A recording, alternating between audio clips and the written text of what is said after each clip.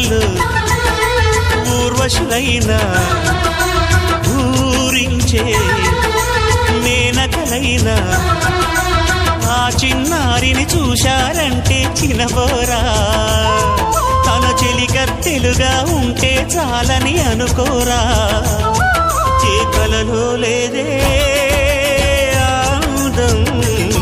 తను కనిపిస్తేనే కళ్ళకు అర్థం కోవెల్లో దీపంలా కావ్యంలో భావంలా తెలుగింటి కాంతరా తొలి సంజ కాంతిరా నా ఎదలో